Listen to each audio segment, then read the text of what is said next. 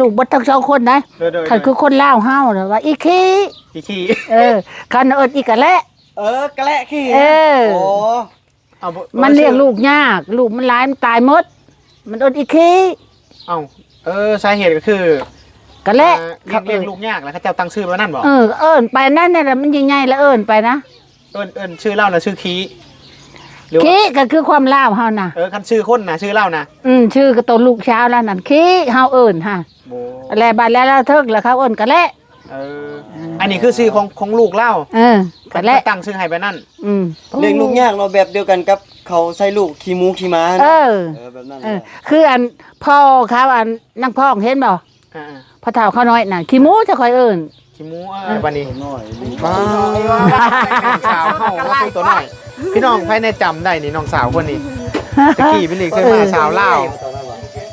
ตัวใหญ่ๆตอนนั้นเนาะบ่ตอนนั้นมันอยู่ในวันแต่เกาะ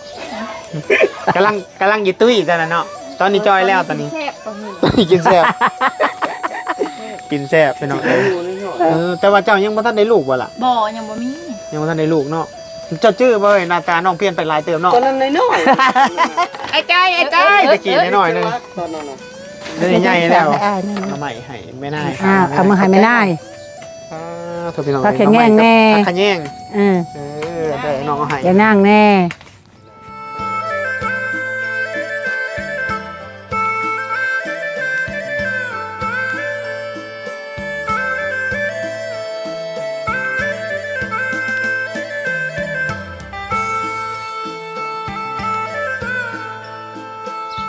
สบายดีไหมเท้า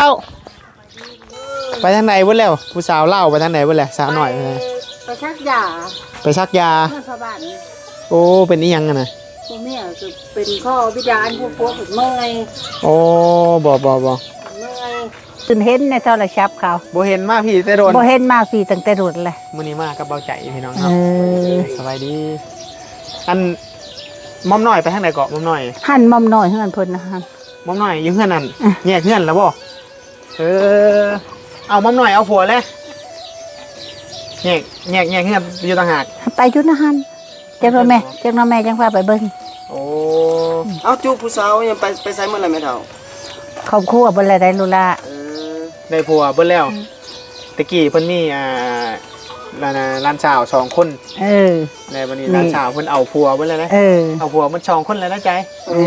เอาผัวบ่2คนแล้วไปใช้แล้วเด้ๆอยู่หันเฮือนเพิ่นบางหันผัวเพิ่นมาตักน้ำบางนึงโอ้ผัวเพิ่นคนบ้านได้ไหมเฒ่าคนบ้านทินคนบ้านทินนั่นบ้านทินมันเทิมนี่บ่บ้านทินมันเทิมนั่นแหละโอ้จักน้อยแม่จังพาไปเบิ่งผัวเพิ่นนี่มาสู้อยู่พี่บ่แม่นแล้วเก่งอยู่บ่เชียวเป็นเคยสู้เนาะผัวเพิ่นน่ะมาสู้อยู่พี่มาสู้อยู่พี่อันนี้ข้อหมายว่าบัดนี้ผัวผู้นั้นก็มาสู้พี่บ่ผัวมอมใหญ่นะมาชูพี่แล้วไผเป็นคนอยู่เฮือนนำเจ้าวันนี้ผู้ใหญ่ค่ะแหละมอมใหญ่นะอยู่เฮือนนำเจ้าโอ้นี่อย่างกันนี่แกงหน่อไม้บ่นี่นะต้มหน่อไม้เพิ่นเอาให้ช่องยอดเพิ่นให้2ยอดต้มมันเพิ่นก็สูบน้ำกอกฮักพี่น้องเอามือจับเลี้ยวมาแน่กอกฮักบอกมันฮักบ่เอ้ยคือบ่มีแนวจับบ่เขาเฮ็ดนั่นต่างเฮ็ดแล้วนะมันบอกเข้าใจเอาบ่เข้าใจภาษาบ่มีเข้าใจกับพ่อปานนั่นแหละอันนี้น้องใหม่กินแรงแม่นแหละผู้ใดได้ลูกหั่นคนใดได้ผู้ใหญ่หั่นแหละมอมใหญ่หั่นได้ลูกโอ้เผลอแป๊บเดียวนึงเนาะแต่ก่อนน่ะไม่รีมายังเป็นชาวเบิด2คนกำลังใหญ่มาบัดนี้เอาผัวแล้วผู้เอ้ยก็เอาผัวผู้น้องก็เอาผัวเอาตำทุกตำยากคือลูกเห็นแต่เก่าหั่นแหละเลยเฮ็ดบ่แต่งแล้วบ่วันนี้แต่งงานคักแน่ยังบ่แต่งบ่ได้เฮ็ดดองเลยยังบ่ทันได้เฮ็ดบ่ได้เฮ็ดดองเฮ็ดหยังเลยเนาะยังบ่ทันได้เฮ็ดเพิ่นว่ายังบ่มียังบ่ได้ยังบ่ได้คันว่าบัดได้ผู้แล้วเนาะสิบัดได้ผู้แล้วเพิ่นว่านั่นแหละเพิ่นมาครอบแล้วเพิ่นว่าบัดได้ผู้แล้วยังบ่ทันได้เพิ่นว่าหันได้มื้อใดก็มามื้อนั้นเพิ่นว่านั่นน่ะถ้าได้ค่าดอง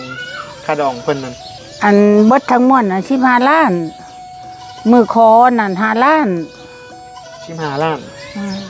เบิดทั้งมวลนั่น15ล้าน จักไรจักบ่แล้วมาแล้วเห็นแล้วมา เจ แล้ว อแล้วเจอเฮา จื้อแล้ว กินหานานงัวตัวหนึงมีงัวบ่ จักแลลูกแม่ก็ยังบ่ทันหูจักจักมีจักบ่มีแหละมันหันกะ ผู้นี้อันนั้นพี่น้องไอ้ผู้เป็นเกิดอยู่ในบ้านนี่มาได้ใช้เอาเมียแล้วบ่ บ่ไผสิ เอาเมียแล้ว บ่เข้าใจ บ่อันเพิ่นนั่นน่ะเด้ ได้เมียละ บ่จักบ่จัก เพิ่นว่า เฮ็ดแน่นี่เฮาจัก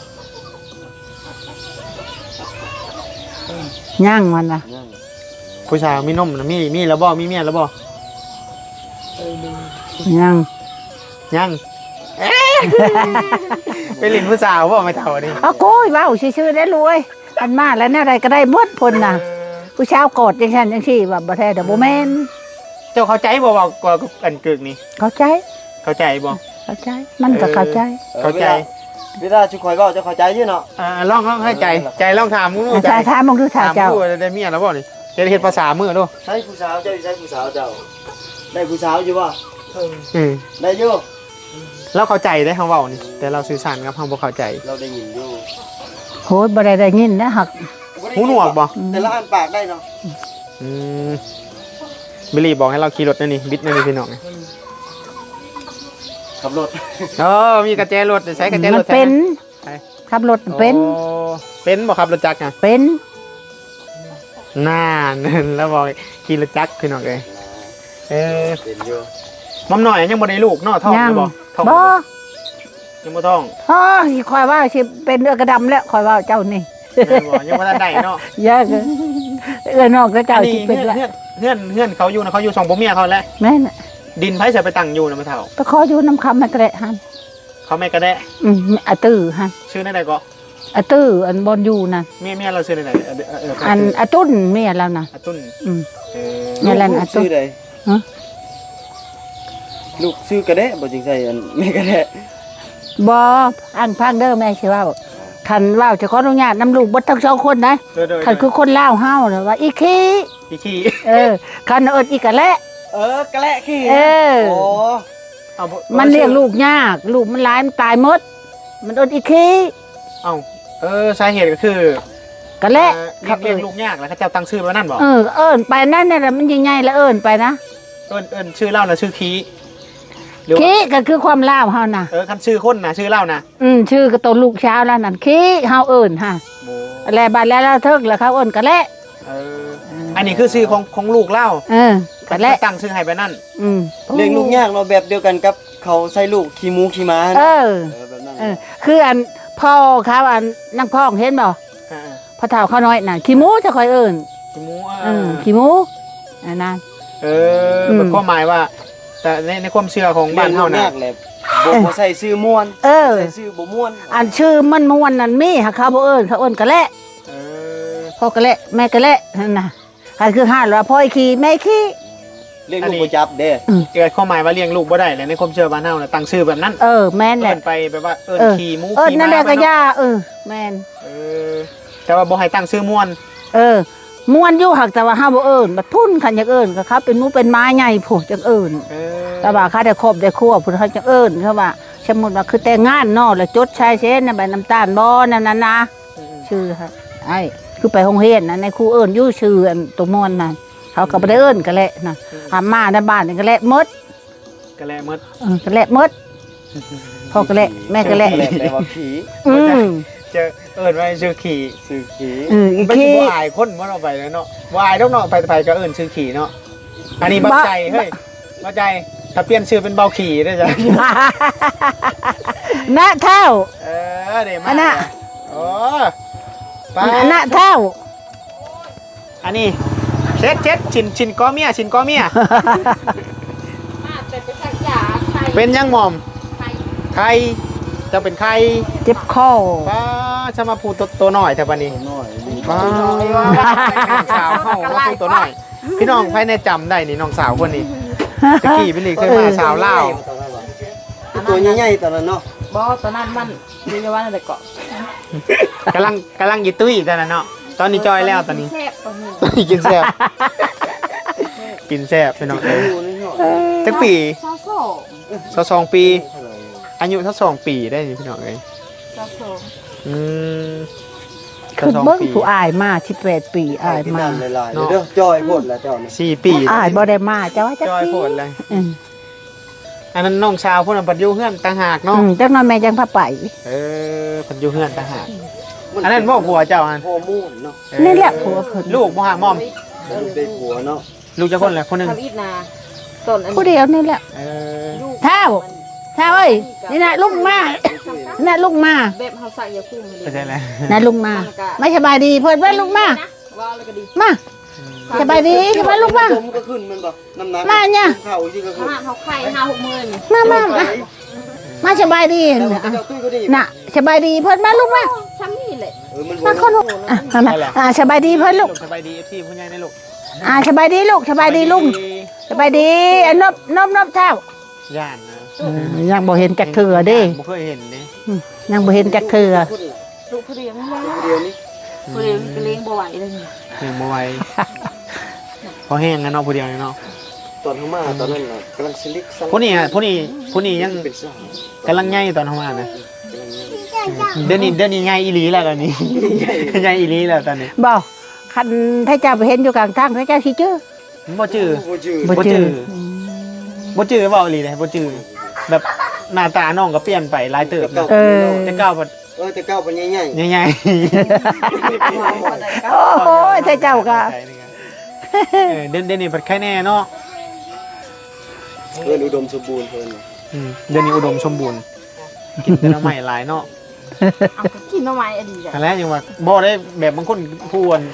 กรรมพันธุ์ตุ้ยกินอย่างน้อยนึงก็ตุ้ยได้ มันเป็นน้ำฮอร์โมนหลัง ชักยาคุมเลยตุ้ยขึ้นเลยบ่ ถ้ามีน้ำ สัก นัด เข็มที่1น่ะกะธรรมดาเข็มที่2เข็มที่3เลน70 เดี๋ยวนี้นะ80ลดลง10 โลเนาะ ลดลง10 โล ลดขนาดยังเว้าอยู่นะสิป้ากับโก้คือคันได้ลูกอีกกันแห้งนักกว่าอันตุ้ยอีกได้แหละเฮาว่าซักยามัน มอมน่ะบ่ได้เลยบ่ บ่ ได้ไปกวดคุ้มบ่ ปีละ10 ปีแล้วนี่ 3 ปี 5 เดือนเด้อ ลูกเจ้า3 ปี 5 เดือน 3 ปี 5 เดือนกะช่วงเข้ามาน่ะ4 ปีขึ้นลังเบิด หลังตอนเข้ามาตอนนั้นอยู่เวียงบ่ตอนนั้นจะอยู่ เออ ตอนเข้ามาอยู่เวียง เข้ามาแล้วน้องไปเวียงเนาะ เท่าเท่า จะว่าปีอะไรปีแล้วนี่ บ่ มาโดน ต เติ อน บ ที่ แล้ว จะยังบ่ได้เอาหัว ตอนยังบ่ทันได้เอาผัวตอนนั้นจะไปเฮ็ดงาน ตอนนั้นมา อีเมลว่าไปเวียงประมาณนี้ล่ะจำบ่ได้เจ้าไป ไปกับน้องว่าคือจังไดตอนนั้นชื่อ เฮา บ่ ก็ ได้ จื้อเฮาก็บ่ลืมเฮาก็บ่จื้อ ก็จะบ่ลืม คนน้องน่ะตุ้ยบ่เดี๋ยวนี้ มันสูง ชูงแววๆชูง เฮานี่ เออ จุบไปนับเจ้าเท่าเอ้ย สูง กายมันกายเฮาได้ใจบ่บัดนี้น่ะจะไปบ่ จังนั้นแม่พาไปเบิ่งหาชูง เฮือนอยู่ไกลพวก บ่ทันนะ ตูบอยู่บ่ตั้งตูบบ่หรือว่าตั้งเฮือนอยู่ โอ้ยพอแต่พอได้อยู่หั่นแหละ เออตั้งตูบอยู่จังไสไปบ่ไปรอ ไปบ่แม่พาไปบ่ อืม ไปแต่ไปแม่พาไป ไกลบ่ตัวนี้ไป บ่นะหัน ย่างลัดทงนี่บ่ฮะ ข้างหลังหันดิหันดิทางไปซื้อ อยู่นี่นี่เออ ยังไปนี่ไป ย่างไปนี่ก็เห็นอืม ยังไปก็ เดี๋ยวไปเบิ่งน้องเดี๋ยวกลับมา เออ ไปบ่ไปนำกัน ไป บ่ แม่พาไปบ่ไป ไป เจ้าต้องนำที่ ไปพาไอ้ชายไปเบิ่งดูนี่ไปกับไปเท่านี้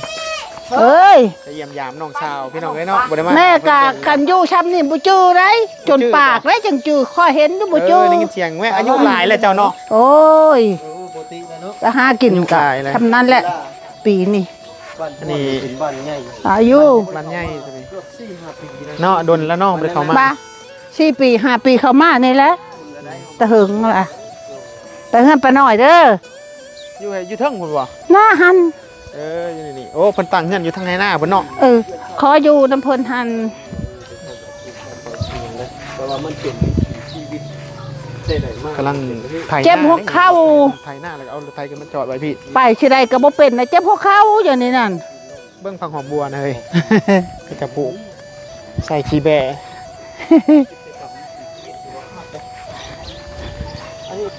หน้าให้เขา เท่าๆนะเพิ่นจะเอาไปใส่ได้กล้วยเพิ่นโตตุ้ย แล้วมาพุกเหล้ากินยานั่นนี่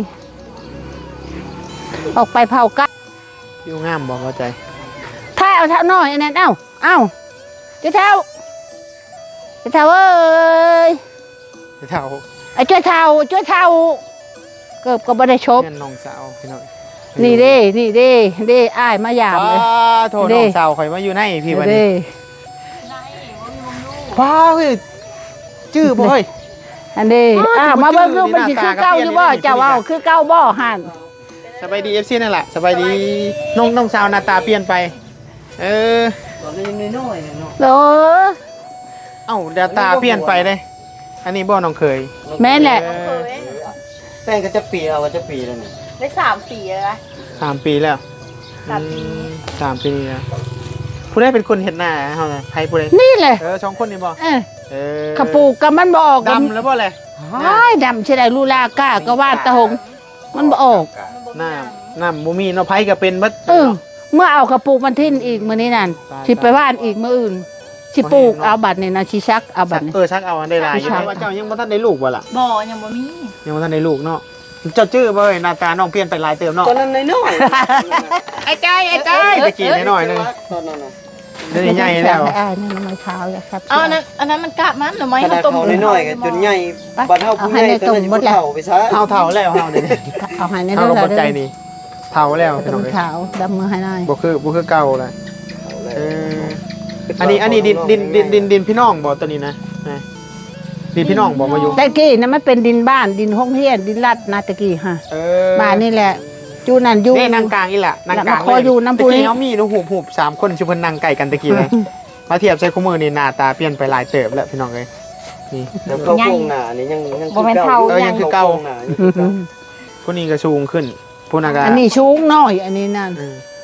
สูงหน่อยเสียดยังนี่เสียดดังไพ่ยังนี่ ดังไฟเขาจะต้มน้ำใหม่ ต้นน้ำไม้ โอ้น้ำมัน ต้นไม้ถ้าเอามา ไปเอาอยู่บ้านเจ้าบ่ แม่น หลายบ่ได้หลายบ่ ไปละ เพิ่นไปซับนั่นเอ ไอ้ ง น้องเคยนี่ ได้พอกิน คนบ้านใดนี่ ก็อยู่บ้านเพิ่มเก่า ว้า ใส่ทงให้อายนะสิ บ่ได้แล้ว มือให้นาย เอาไอ้กินรถ ยังมือให้นาย มือให้นาย ยังมือให้นาย เนี่ยนี่เป็นบ้าน ใส่ทงฉากด้วยละ อยู่ไหนผู้บ้านเจ้าเนาะ เข้มหืดคั่วง แค่มันจะควง ตัวนั้นเขาใหญ่ออกมา แม่มันหันอยู่ในป่า แต่เก่าอยู่พูดชวนยางพูดอยู่ในเนาะ ที่น้องไปเพิ่ไปแป๊บเดียวน้องสาวเอาผัวเลยได้ FC เขาชื่อว่าตะกี้ FC ว่าโอ้บ่ได้ไปแว่หาน้องสาวเพิ่นบ่ว่าบ่ได้ไปแว่แล้วเพราะว่าตอนนั้นช่วงนั้นน้องไปเฮ็ดงานเลย เอามาล่าสุดก็ประมาณ4 ปีที่แล้ว 4 ปีที่แล้ว แต่บ้านเฮาก็ไปไทยสักมา จักปีจะไปอยู่ไทยมอมไปทำงาน 4 เดือน 5 เดือนนึงเฮาก็มา 4 เดือน 5 เดือนก็มากับบุญน เฮา ไป ก็ แล้ว ลบไปลบมาบางทีเฮาก็ไป2 เดือน 3 เดือนต่อวันแล้วก็มา ไปกับผัวนี่บ่นั่น แม่น ไปบอกคันไปเฮ็ดงานคันว่าอยู่พุ่นน่ะคันเฮาอยู่ดนๆเนี่ยก็สิมีเงินเก็บได้อยู่พุ่นได้ แม่น มีเงินเก็บแน่ถ้าว่าอยู่บ้านเฮานี่ แส ก็ ดง พอ ว่า ได้ ผัวก็ไล่เรียกกันนี่เจ้าเนาะ เอาปี2022ผู้นี้ได้จ้ะ24บ่ 23 23เนาะไล่เลี่ยกัน รุ่นหมู่ที่เจ้าตะกี้นั่นเอาผัวมาแล้วอยู่บ้านนี่เนาะ หมดเลยนะ เขาไปไทย2 คนบ่ได้เอา ไปไทย2 คน เขาไปไทยรุ่นเท่านี่มันบ่หลายมัน 2-3 คนนึง แม่นแหละรุ่นหมู่เขาเจ้า เด็กน้อยซุมื้อนี้เนาะ 2-3 คน กำลังสิใหญ่จักหน้อยนี่เนาะหลาย ใช่เลยต้มแล้วแหละนี่แหละ ไปเอาทงฉากหั่นละ ปัจจุบันน้องใหม่มาให้ มาให้นายหั่น ได้แล้วเขาก็อยู่เฮือนก็ได้อยู่นะน้อง ได้ก็ย่าแล้วอยากให้นายอันนี้ จะแบ่งให้เอา คืออื่นเลยย่าพักจะแง่งแน่เด้อ แป๊บเดียวพี่น้องเลยเนาะใหญ่แหละ จะนั่งพักจะแง่งแน่เด้อ คนไอ้น้องเพิ่น มันมักแท้ๆพักจะแง่งแกงใหม่นะ แยกออกมาสัก อยู่แยกสร้างครอบครัวมาอยู่ อันนี้ก็ขออยู่ดินเพิ่นเนาะไอ้ว่า แม่น อันนี้ก็รถพี่น้องไปเฮ็ดเวียกอยู่เวียง อ้าว อันนี้บ่ได้มีเฮือนครัวบ่อยู่เทิงบ่มีเฮือนครัวบ่เวลาเฮ็ดกินเฮ็ดอยู่ลุ่มบ่เออ ขึ้นไปเบิ่งรถเห็นนั่น แต่ว่าเฮาดังไผ่แล้วดังอยู่ลุ่มเนาะ คนจากกลางมอนี่ อยู่เทิงเลยตั้งทาน เออ อยู่เตาถ่าน ที่อัน อันนี้เฮ้ย ทหารเนาะ รถไถน้องว่าอะไรขายรถจักรมาซื้อรถไถไถหน้าได้ แม่นแหละ มาเลยไทยเบิดเลย เงินเป็นงานอยู่ไทย นี่ เนี่ย พักจะแง่งแน่ใช่ คือว่าเป็น ใส่เงินบ่พอ เงินบ่พอ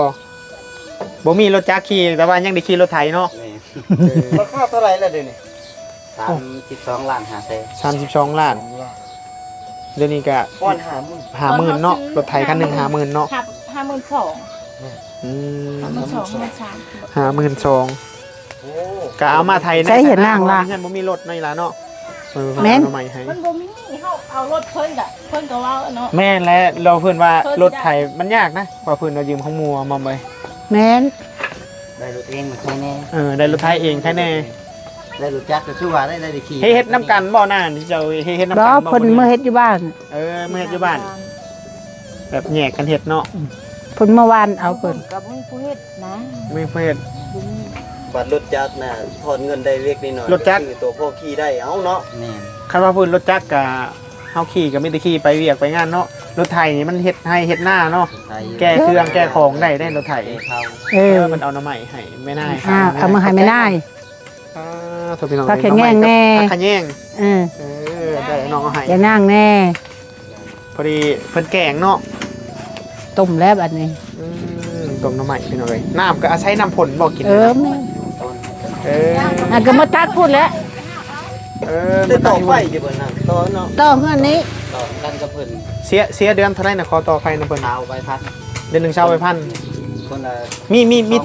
อย่างในมีโทรทัศน์มีอย่างบ่ บ่มีหยัง บ่มี มีแต่พัดลมพัดลมและหลอดไฟหลอดหนึ่ง ดอกไฟ เออ ดอกไฟ2ดอกกับพัดลมอันนึง หลอดไฟสองหลอดพัดลมมาหนึ่งอันนี้ถือว่าไม่เท่าเพิ่นก็ได้ลูกเคยล้านเคยเลยได้บัดนี้ได้ตะกี้มายังบ่ทันได้ เดี๋ยวอยากได้แล้วใช่แล้วหากเคยได้ว่าบ่ได้ถามข่าวทั้งบ่ได้จานบ่ว่าโอ้ ยังทันได้เนาะ ยังบ่ทันได้อยู่แค่มอมน้อยจะได้แล้ว ตายเลยพี่น้องเอ้ยหนึง เด็กน้อยยัง วั บ่ นนี้ ลาบ่สายอันนี้ จักปีอัน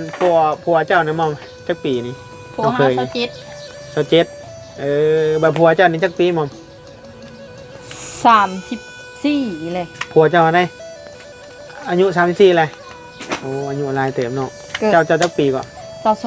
ทั้งสองห่างกัน12ปีเนาะอันนี้ก็ลื่นกันบ่หลายพุ่นนี่ไงสองแม่น้องนี่ลื่นกันบ่ได้แม่เฒ่าเพิ่นอยู่กับหลานชาว2คนในตะกี้เดี๋ยวนี้ใครแน่ยังมีลูกมีหลานเพิ่มขึ้นมาอีก ไปพุ่นแน่มาพี่แน่มาพี่ไปพุ่นแน่ บ่เหงาได้เนาะบัดนี้เนาะ ธรรมดาเงาตั้งแต่ตัวเจ็บกระตูนี่แหละเจ็บแข้งเจ็บขานี่แหละ เฒ่าแล้วเนาะอายุเท่าไหร่ก็อายุเจะ80บ่คั่นบ่ ยัง80แล้ว แม่บ่จื้อเลย 80ปี แล้วก็บ่ คือว่ายังแข็งแห้งได้ชำนี่ใดคันระดับ7-80ปียังย่างได้ก็แข็งแห้งได้ 70กว่าเลย เนาะเอ้ยบางคน50ย่างบ่อยากได้แล้ว เรานี่สิรุ่นแม่ครับ ลาวยังได้ปบเฮาสงคราม เออ นั่นล่ะว่าสงครามก็จนได้ลูก 60ปีก็ระดับ80 แม่ แม่ครับวัน70ประมาณแม่ครับ เออ มัน มัน 70โอ้น่ะเราเกิดอันน่ะเราเกิด5 ปี51แต่ว่าเพิ่นใช้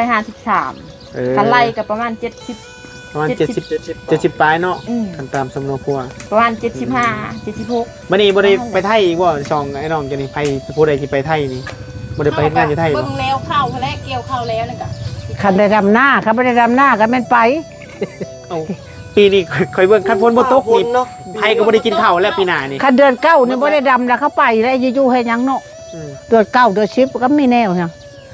กล้าก็ยังอยู่กระสอบอยู่ โยกเข้าพรรษาเลยเนาะ ขมั่งแม่ เอาลงไปว่านกันแนวนี่แปดก็ลุ่นอยู่ น้ำมัน แดงชะลุอยู่เข่าหาบ่ออก มันบ่ออกเด้ เออ มีกาบ่มีน้ำคือเก่าเลยที่ตายเลยกา เฮ็ดยากเนาะ แดงเหมือนเดิมกา เออ แม่ตา กล้าตายหมดนี่ตายหมดแล้วก็ฝนตกมา